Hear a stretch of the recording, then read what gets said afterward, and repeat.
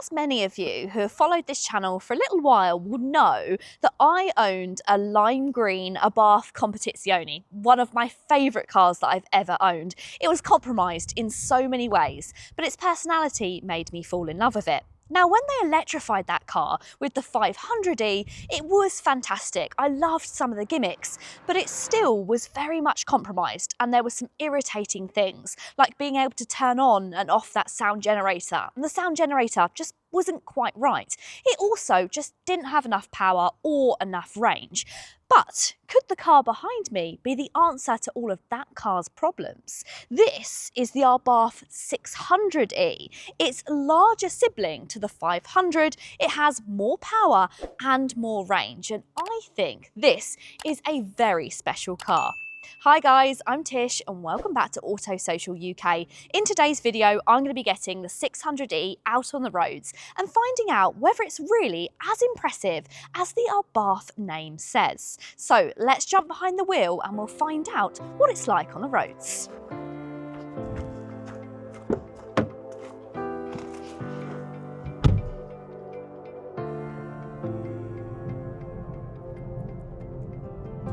When it first goes on sale in the UK, the Abarth 600e will be available in two different specifications. Now, all versions of this car get upgraded brakes and suspensions over the standard 600e Fiat. So all cars are set up for power, but one is more powerful than the other. The most powerful version is the one that I'm driving. This is the Scorpionisima, and actually this car will be limited to 1,949 units. That number plays homage to Fiat's history. That was when Abarth was founded, which I think is quite nice, although I can see the more powerful motor being made into other versions of the 600e when those just under 2,000 units run out. So what about the standard Abarth 600e? Well, that gets 240 horsepower and a 0 to 62 time of 6.2 seconds, so really respectable. But what about this one? Well, this gets 280 horsepower and that drops the 0 to 62 time down to just 5.9 seconds. It also gets the imitated sound. So if we slow right down and then stamp on the accelerator,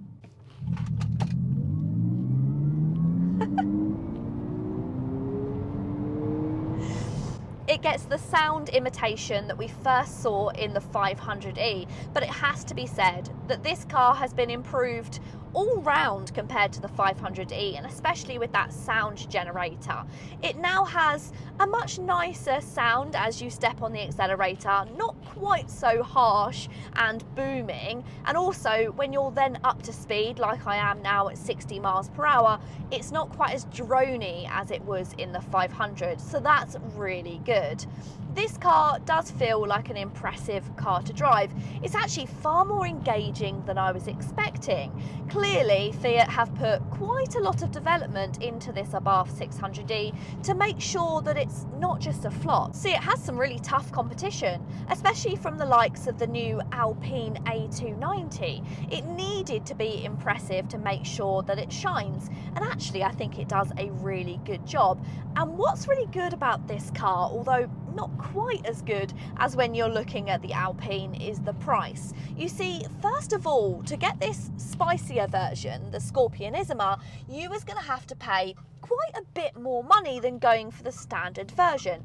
The standard costs 37 or just under £37,000, and this model was going to cost you over 40,000.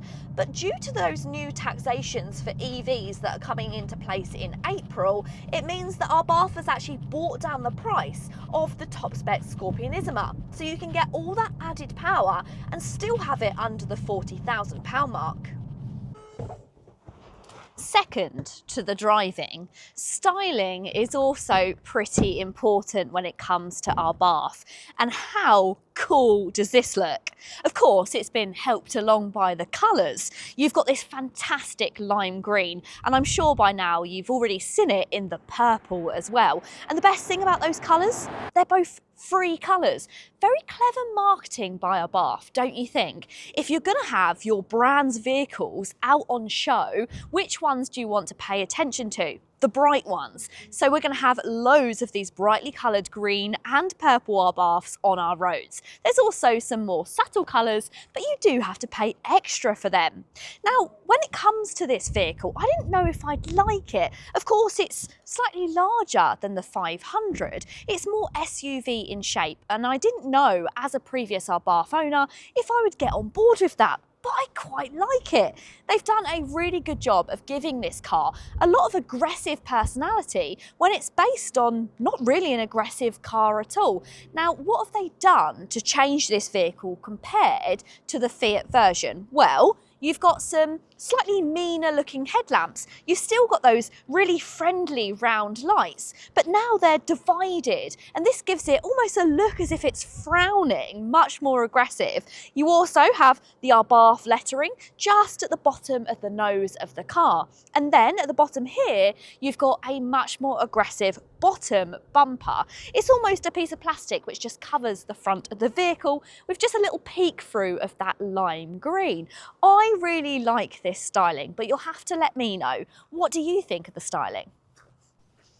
Whilst I said the range is better than the 500, it's still not great. The 600e's modest 51 kWh battery pack offers an official figure of 207 miles, but real-world driving nets an underwhelming 2.6 miles per kilowatt average on efficiency. Still, the focus is clearly on performance, and it stands out quickly as a well-engineered vehicle that balances performance and comfort. The inclusion of a torsion-limited slip differential significantly enhances traction and handling, especially in spirited driving scenarios.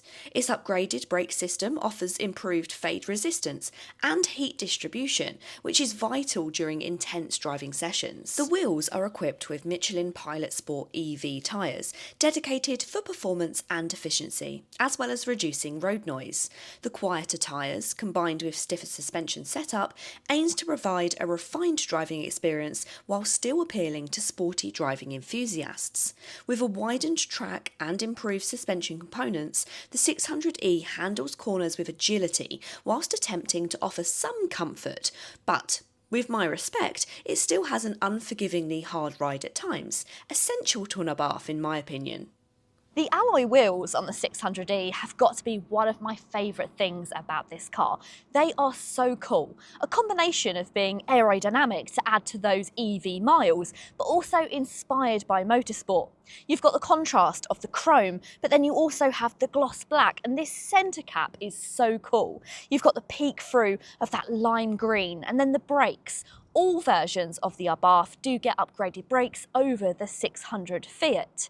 This spoiler is also awesome. Every time I think I've picked one of my favourite elements of the Abarth 600e, something else pops out and I realise, actually, I think this is my favourite. You've got this square design with the large airflows through it and the scorpion on top. But this spoiler has actually been inspired by some of the Abarth's history.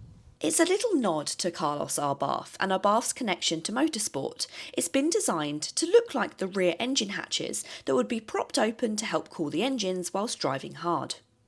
So the exterior is extremely eye-catching, but what about the interior? Does it live up to that outside styling? Well, I'm pleased to say that I really like the styling inside here. There was problems with the Fiat 600e, and that was just sometimes a little bit of the quality.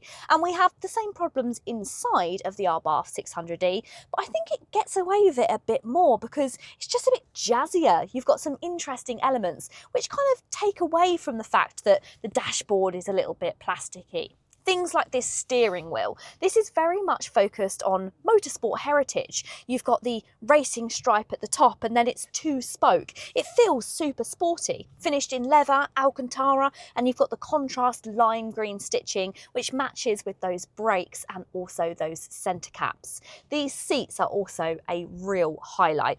These seats come standard if you go for this higher spec Scorpionism version, and I think they're worth it just for that because these are so cool. They've got embossing down the centre of that Alcantara. You've got the leather with the contrast stitching, and then you've got these wonderful, very kind of exposed chrome elements, and not forgetting the peek through of that lime green Abarth Scorpion. They feel very, very special, and something I was surprised about they're electric.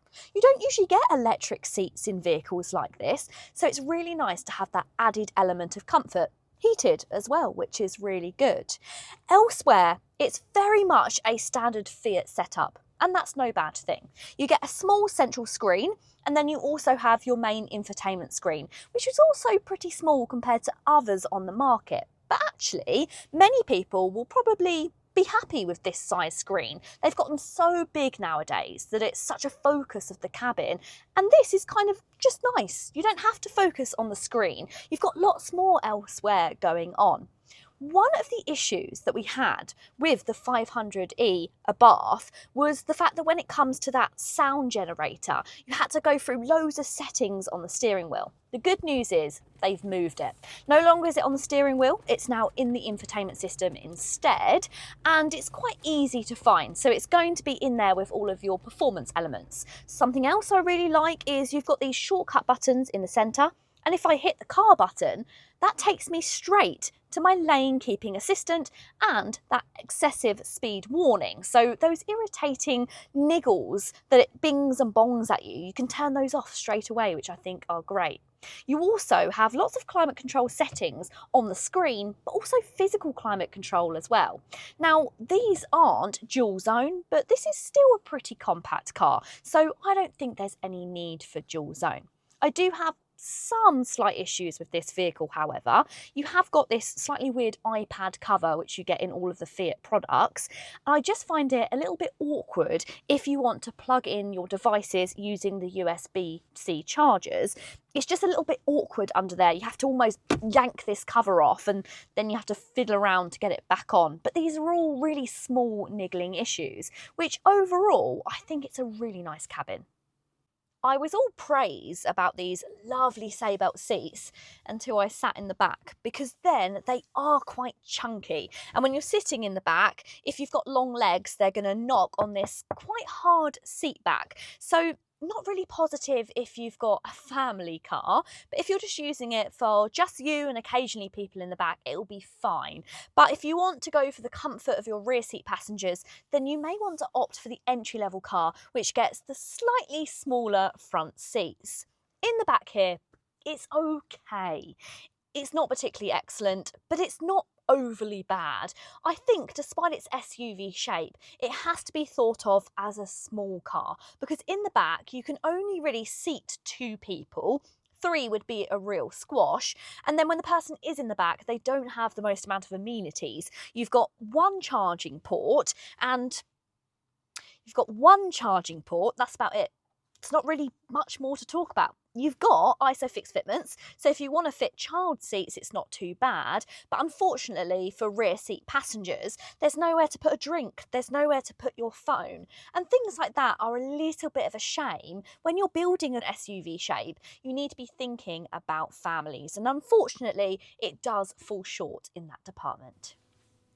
But luckily, where it doesn't fall short, and it took me by surprise, is when you get out on track. The steering feels best in class, offering just the right amount of weight and feedback so you feel connected to the front of the car. This makes it easy to notice how well the front differential works, especially when you accelerate, as you can feel the steering helping to align the car. Unlike some sporty hatchbacks, EVs or not, the 600e's steering isn't overly sensitive or twitchy. It strikes a nice balance between being responsive and easy to handle for everyday driving and on track. Overall, despite its bloated size hinting otherwise, the 600e does a much better job at paying homage to its combustion counterparts. Its over-the-top playfulness when it comes to styling and genuine enthusiasm to the engineering make my heart happy. I urge any previous owners not to write off the electric model. Thank you so much for watching today's video. I'll look forward to spending a bit more time with the 600e in the near future. So any questions or queries, then let me know and I'll include them in that future video. If you've enjoyed the video, then please go ahead and give it a big thumbs up. And if you want to see more videos like this, then make sure you're subscribed to the channel. Until next time guys, see you later.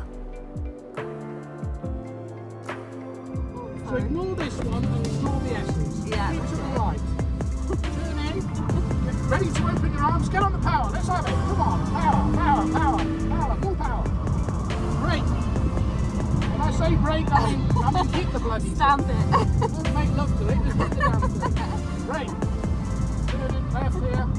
Power on, open up your arms. That's it. Then come right to the left, right to the left. Right now, turn in.